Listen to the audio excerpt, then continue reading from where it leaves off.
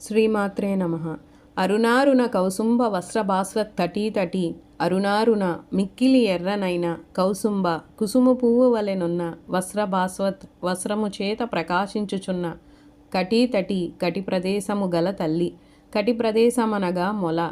ఇక్కడితో కామరాజకూటము యొక్క వర్ణన ముగిసినది. అనగా కంఠము నుండి కటి వరకు వర్ణన ముగిసినది.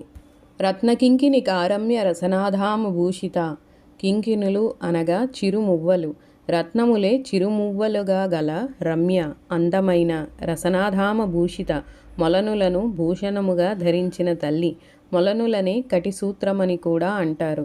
వ్యవహారంలో మొలత్రాడు అంటాము. ఇక్కడి నుండి శక్తి కూటము ప్రారంభం. కామేశ జ్ఞాత సౌభాగ్యం అర్థవూరుద్వయాన్విత. కామేశ్వరునిచే మాత్రమే తెలియబడిన అందమైన మృదువైన ఉరువులు అనగా తొడలు కావున 2 తొడలతో కూడిన తల్లి. 52వ నామము శివకామేశ్వరం కస్త అనేది. అంటే తల్లి ఎప్పుడు కామేశ్వరుని ఒడిలో కూర్చొని ఉంటుంది. అందువలన అమ్మ ఉరువుల మృదుత్వం కామేశ్వరునికే తెలుస్తూ ఉంటుంది. ఎడమ తొడ భార్య స్థానం, కుడి తొడ పుత్రికా స్థానం కావున అమ్మ కామేశ్వరుని ఎడమ తొడ మీద కూర్చొని ఉంటుంది. మాణిక్య మకుటాకార జానుద్వయ విరాజిత. మాణిక్యం అంటే పద్మరాగమని. దీనినే తెలుగులో కెంపు అని అంటాము.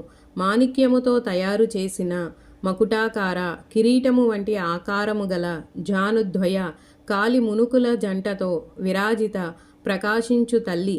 జానువులు అంటే మునుకులు అనడానికి ఆజానుబాహు అనే ప్రయోగం అకారం. కాలి మునుకులు దాకా ఉన్న చేతులు కలవారని అర్థము. ఇక్కడ తల క్రిందులుగానున్న కిరీటమని అర్థం చేసుకోవాలి. ఎందుకంటే కాలి మునుకులు మీద వెడల్పుగా ఉండి క్రింద సన్నగా ఉంటాయి.